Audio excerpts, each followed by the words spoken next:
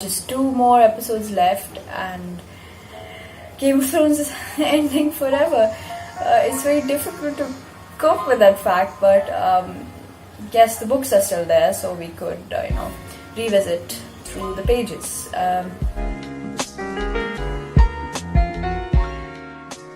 Hey guys, what's up?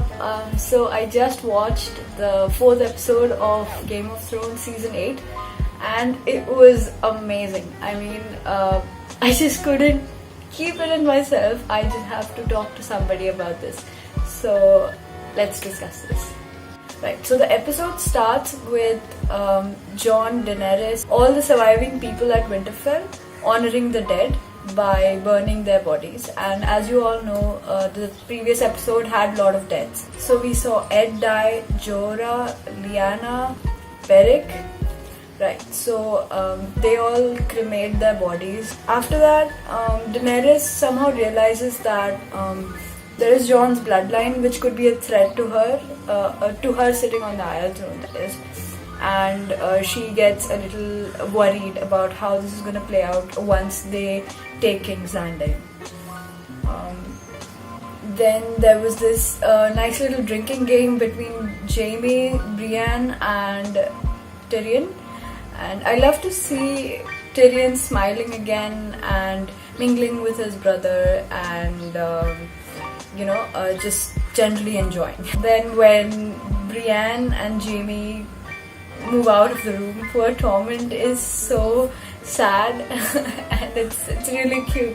But we all knew if Brienne was going to be romantically involved with someone, it had to be Jaime and not Tormund. Gendry becomes Lord and asks Arya to be his wife, but of course, Arya being Arya and the most badass character there is, she refuses and says that she's not a lady, and we all know that she is not someone who wears pretty dresses and just bees and it's just sitting in a castle. I mean, that's not her, so quite rightly she refuses. Then Jaime and Brienne get it on. That wasn't a surprise, but I thought it would take a little while than how soon they showed it. I mean, sure, they just won the Battle of Winterfell, but I thought it would take another episode for them to, get together. So Daenerys is acting really weird. I can understand where it's coming from, because all throughout her life she knows that she has believed that she is the true heir to the Iron Throne, and then this guy just comes up telling that he also is an heir to the Iron Throne. And if people around him knew that not only a male but an elder human than herself is eligible for the Iron Throne, that puts her plans into haywire. And after all she has come through and after all she has accomplished, the main goal was to take back the Iron Throne, and puts her journey into perspective. I mean, it would have been for nothing, right, if she doesn't get the Iron Throne for herself. But it'll be very interesting to see how their relationship with what it is now. I mean, you can just see the signs of their relationship crumbling, and this bloodline coming between what they are, to each other. Jon tells Arya and Sansa about his bloodline, and he should, because they are his family, as Arya said, and they have a right to know, at least Arya and Sansa. And I feel even if he wouldn't have told Arya and Sansa, it would have come up eventually. I think it was a good one when they showed that Sansa was the one telling Tyrion, because from the beginning we did see a bit of Sansa and Daenerys strife, if you could say. Yeah, so it was fitting that Sansa would not exactly betray but question whether Daenerys is the rightful heir to the throne once they know that Jon is a Targaryen. Bronn shows up for some reason, and that was a little shocking. I mean, I knew he wasn't going to kill anyone because there's too much history between Tyrion, Bronn, and Jaime.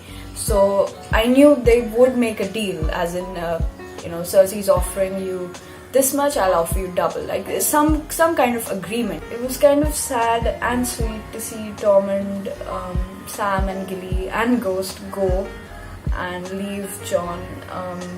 I don't think we'll be seeing them again ever, for that matter, because we just have 2 episodes left.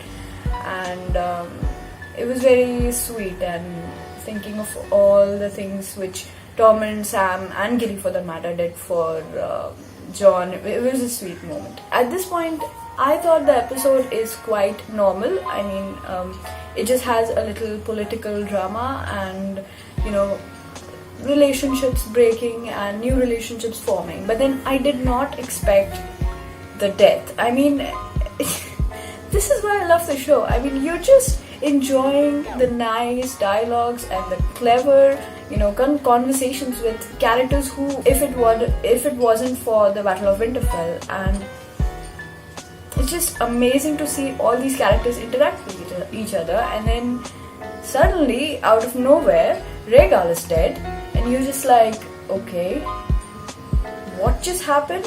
I wasn't ready for this. Euron Greyjoy and his Golden Company is equipped with the arrows which could kill dragons and which did kill Rhaegal.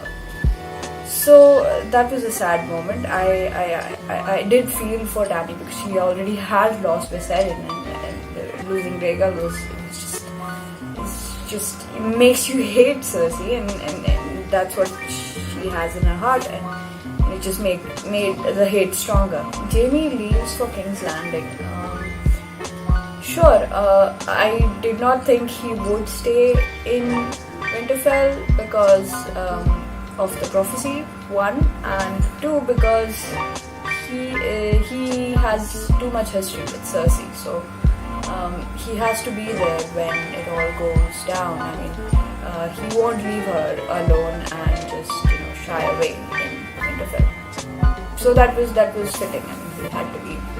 Can I just say, every time Cersei came on the screen this season, I just had this insane hate within me. Like, she is so, I hate her, and the way she manipulates Euron. I mean, either he's gonna die in the coming episodes, or Jaime's gonna come back, and she already has told Jaime that the baby is his, and now she's telling Euron that the baby is Euron's.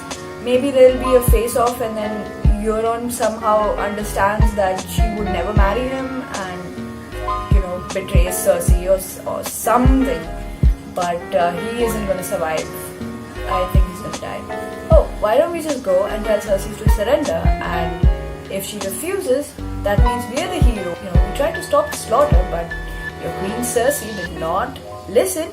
But Cersei turned the tables and was like, hello, I also asked you to surrender, but you didn't, so you're the devil here. And we're just like, well, this could go on for a while. And she killed Missandei, obviously. The next big thing would be Jaime returning to King's Landing and confronting Cersei about her intentions. Then there's this theory and prophecy of Jaime killing Cersei, so we could have that. Then now that they have a lot of dragon killing machines, Drogon is very vulnerable, so how they would proceed to take King's Landing and Red Keep would be interesting to see, because their fleets are very less, and the Dragon Company is, as Cersei said, well fed and enforced, so we don't know how they're going to take the Red Keep, right? Daenerys was very paranoid when she found out that, Jon is planning on telling at least his sisters about who he really is, and it's fitting. I mean, she would be paranoid. It'll be interesting to see how she reacts to the fact that now Varys, Tyrion, Sansa, Arya, Bran and Sam know about this, and how her advisors react to the fact that there is a better option for the throne than her, and would they be still loyal to her, or would they support Jon if he decides to take the throne? I know he doesn't want the throne, but he did not want to be the king of the North, but still he had to become. So he's very susceptible to his people's choices, and he could eventually be the king. And Daenerys knows that, and it will be interesting to see how she uses her moves in the next 2 episodes. Just 2 more episodes left, and Game of Thrones is ending forever. It's very difficult to cope with that fact, but yes, the books are still there, so we could, revisit through the pages. I hope you enjoyed. It wasn't a discussion; it was just a one-way thing. But let me know who you think could sit on the Iron Throne, and what did you think of this episode, and what are your predictions for the next few episodes?